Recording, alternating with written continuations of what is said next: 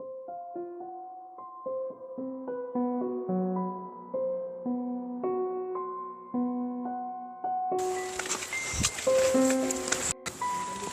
എഡ്വിനി സങ്കടത്തിലാണല്ല. എടാ അതെ, കണക്ക് പരീക്ഷയ്ക്ക് ഇന്നൊന്നും പഠിച്ചിട്ടില്ല. ഇന്ന് അടി കിട്ടുമെന്നും ഉറപ്പാ. എടാ നീ പേടിക്കണ്ട, എൻ്റെ ഒരു സൂത്രമുണ്ട്, അത് ചെയ്താൽ നിനക്ക് അടി കിട്ടൂല. എടാ ആ സൂത്രം ഒന്ന് പറഞ്ഞു തരൂ. എടാ ചെടിയുടെ ഇലയില്ലേ, ആരും കാണാണ്ട് പൊട്ടിച്ച് കീസയിലിട്ട് കഴിഞ്ഞു അടി കിട്ടില്ല. എടാ ഇതൊക്കെ ഉറപ്പാണോ? ചെയ്തു നോക്ക്, അപ്പൊ കാണാം.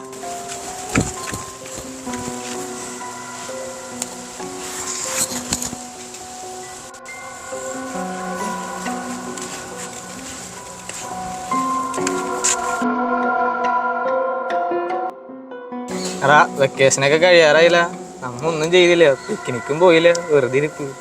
അതിനിപ്പോ വീട്ടിൽ നിന്ന് പുറത്തിറങ്ങാൻ പറ്റുമോ? പുറത്തിറങ്ങി കഴിഞ്ഞാൽ എന്ത് വെയില, കരിഞ്ഞു പോവും. അതൊക്കെ കാരണമാണ് ഞാൻ മുട്ടത്തേലൊക്കെ അടിച്ചേ. അതിന് തലയിലൊന്നും ഇല്ലല്ലോ കത്തി പോവാൻ. ഞാൻ ഇവിടെ ഇങ്ങനെ ഇരുന്നാ മതിയാ, കളിക്കാൻ പോണ്ടേ? എടാ നീ കാലിങ്ങനെ ആട്ടല്ലേ ഏട്ടാ, വീട്ടില് ദാരിദ്ര്യം കയറി മുടിഞ്ഞു. എടാ സത്യോട്ടാ.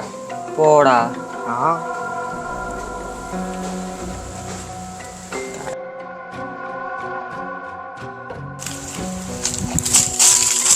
പന്തവിടെ പോയി അടിച്ചവൻ തന്നെ എടുത്താ ചെയ്തു. ഉഷോ എന്താ ഒറ്റമേനടാ. ഇനിയിപ്പോ എന്താ കുഴപ്പം? ഒറ്റമേനെ കണ്ട പ്രശ്നമാണ്. ഇന്നത്തെ ദിവസം പോക്ക തേങ്ങാക്കൊല പരിപാടി ഇതൊക്കെ ഉള്ളതാണ്. മറ്റേ മൈന അവിടേക്ക് ഡിവോഴ്സ് ആയ. നീ കളിയാക്കൊന്നും വേണ്ട, ഇന്നത്തെ ദിവസം നോക്കിക്കോ, എന്റെ ദിവസം പോക്ക.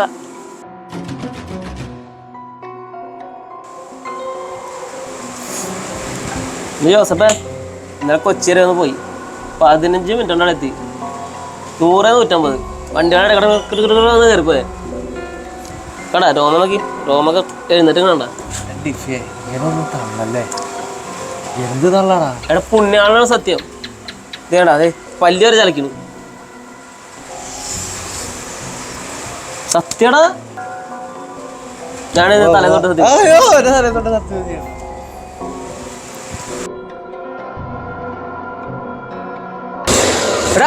ഒരു മിനിറ്റ് പോലെ ഒരു കാര്യം പറയണ്ടാ. ഒരു യാത്രക്ക് പോകുമ്പോഴാണ് പുറകേന്ന് വിളിക്കണേ. പോണ ഒരു കാര്യം പറയണ ശകുന് പോണാവണില്ല.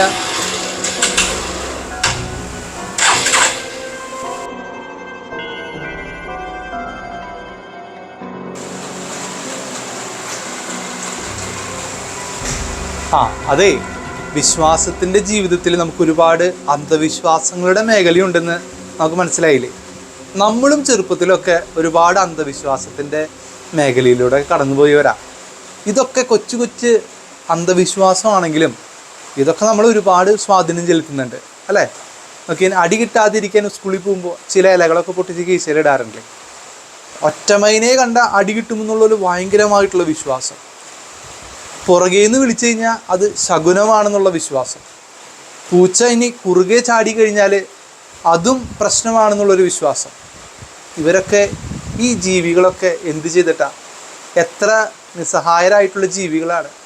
നമ്മുടെ വിശ്വാസം വല്ലാണ്ട് അവരെ സ്വാധീനിക്കുന്നുണ്ട്. നമ്മളുടെയൊക്കെ വിശ്വാസം അവരിലാണ് നിലനിൽക്കുന്നുള്ളൊരു ബോധ്യം ഇന്ന് ചിലപ്പോഴൊക്കെ നമ്മുടെ സമൂഹത്തിൽ നിലനിൽക്കുന്നുണ്ട്. അപ്പോൾ അതുകൊണ്ട് യഥാർത്ഥ വിശ്വാസത്തിലൂടെ നടന്നു പോകാനായിട്ട് നമുക്കൊന്ന് പരിശ്രമിക്കണം. ഇതൊക്കെ അന്ധവിശ്വാസമാണെന്നും ഇതിനൊന്നും നമ്മുടെ ജീവിതത്തിൽ ഒരു സ്വാധീനം ചെലുത്താൻ സാധിക്കില്ലെന്നും നമ്മൾ മനസ്സിലാക്കിയാൽ നല്ലതല്ലേ. അപ്പോൾ അതുകൊണ്ട് വിശ്വാസത്തിൻ്റെ വഴിയിലൂടെ നടന്നു നീങ്ങുമ്പോൾ അന്ധവിശ്വാസം നമ്മുടെ ജീവിതത്തിൽ സ്വാധീനം ചെലുത്താതിരിക്കട്ടെ.